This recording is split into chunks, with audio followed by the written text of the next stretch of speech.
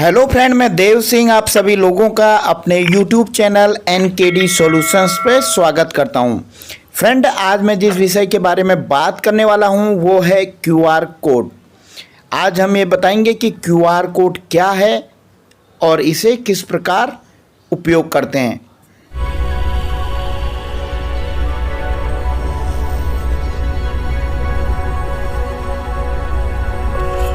चलिए दोस्तों शुरू करते हैं। फ्रेंड, जो आपने क्यूआर कोड देखा है किसी मर्चेंट के शॉप में, वो बारकोड एक 2 डायमेंशनल वर्जन है जो मशीन रीडेबल ऑप्टिकल लेबल में इंफॉर्मेशन को स्टोर करता है। एक क्यूआर कोड स्कैनर का उपयोग करके इसमें संग्रहित जानकारी तक पहुंचा जा सकता है। इसका एक डिजाइन स्क्वायर बॉक्स जैसा होता है जिसे वाइट बैकग्राउंड के ऊपर स्क्वायर ब्लैक मॉड्यूल बने होते हैं। एक क्यूआर कोड में यूआरएल, कॉन्टैक्ट डिटेल, टेक्स्ट और अन्य प्रकार का डाटा स्टोर किया जा सकता है। सामान्य बारकोड केवल एक दिशा में जानकारी को रखते हैं, जबकि क्यूआर कोड हॉरिजेंटल व वर्टिकल दोनों डायरेक्शन में इंफॉर्मेशन होल्ड कर सकता है। इसी कारण इनकी स्टोरेज कैपेसिटी किसी दूसरे बारकोड के कंपैरिजन में अधिक होती है। फ्रेंड, अब हम आपको बता देते हैं कि क्यूआर कोड का फुल फॉर्म क्या होता है। क्यूआर कोड की full form quick response code है। यदि हिंदी में अनुवाद करें तो कहेंगे त्वरित प्रतिक्रिया कोड। फ्रेंड, अब बात कर लेते हैं कि क्यूआर कोड को जो है किसने बनाया।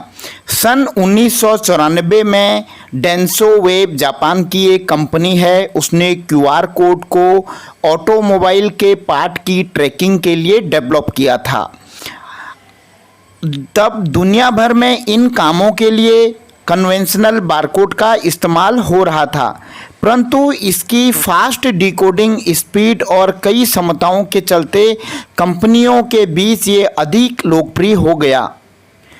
और क्यूआर कोड की सबसे खास बात यह थी कि इसे आसानी से जनरेट और यूज किया जा सकता था। फ्रेंड देखिए, जब अगर हम क्यूआर कोड की बात कर रहे हैं तो इन सब को देखते और सोचते हुए मन में जो है एक सवाल आ जाता है कि क्यूआर कोड को बनाने का आखिर उद्देश्य क्या होगा। जैसा कि आप जानते ही होंगे, हर किसी चीज़ का आविष्कार किसी समस्या के निवारण के लिए किया जाता है। वैसे ही जब 1D बारकोड बनाए गए थे, हालांकि वे सुपरमार्केट और जनरल स्टॉक मैनेजमेंट के लिए क्रांति साबित हुए, लेकिन उनकी अपनी लिमिटेशन थी। एक तो उनमें सिर्फ 8 से 15 कैरेक्टर ही इंडोज किए जा सकते थे, यानी स्टोरेज कैपेबिलिटी बहुत लो थी। दूसरा, हल्का सा घिसने के बाद उन्हें स्कैन करना बहुत मुश्किल होता था। इसलिए क्यूआर कोड को डेवलप किया गया, क्योंकि इसमें लगभग 7000 अल्फा न्यूमेरिक कैरेक्टर को होल्ड करने की कैपेबिलिटी थी। उस समय किसी भी अन्य कोड की तुलना में ये 10 गुना फास्ट स्पीड से स्कैन किया जा सकता था।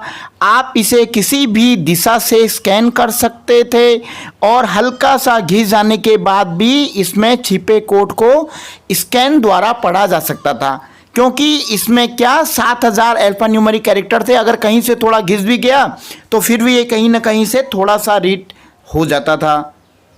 फ्रेंड, अब हम थोड़ा सा सिक्योरिटी और सेफ्टी की बात कर लेते हैं कि क्यूआर कोड हम इस्तेमाल तो बहुत कर रहे हैं, लेकिन क्या ये सिक्योर है। अगर आप क्यूआर कोड का उपयोग करते हैं तो आपको इसके ऐसे क्षेत्रों के बारे में जान लेना चाहिए जो आपकी सिक्योरिटी और सेफ्टी के लिए रिस्क पैदा कर सकते हैं। हालांकि आप अपने क्यूआर कोड से कोई आपको खतरा तो नहीं है, लेकिन हाँ, अगर आप किसी अनट्रस्टेड क्यूआर कोड स्कैनर से गए तो उससे आपको थ्रेट हो सकता है। ऐसे किसी क्यूआर कोड स्कैन को आप अपने ऐप स्टोर से डाउनलोड न करें जिनमें कि मलेशियस लिंक हो सकता है या उनमें कोई ऐसा मलेशियस लिंक अटैच किया गया हो, तो फिर ये आपके लिए थोड़ा रिस्क हो सकता है।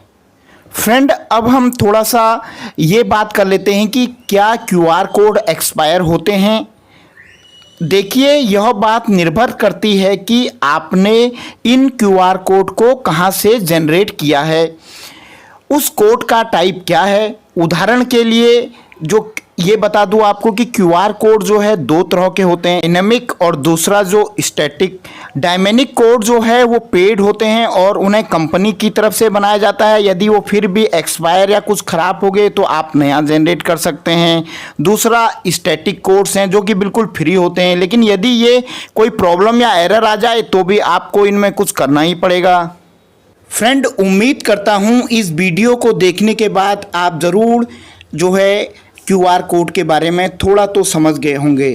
फ्रेंड, आपसे एक विनती है कि प्लीज़ हमारे चैनल को लाइक, सब्सक्राइब, शेयर कर दें, साथ में ही बेल आइकॉन को हिट कर दें, जिससे कि हमारे चैनल पे जो भी लेटेस्ट इंफॉर्मेशन पोस्ट की जाए वो आपको सबसे पहले मिल सके।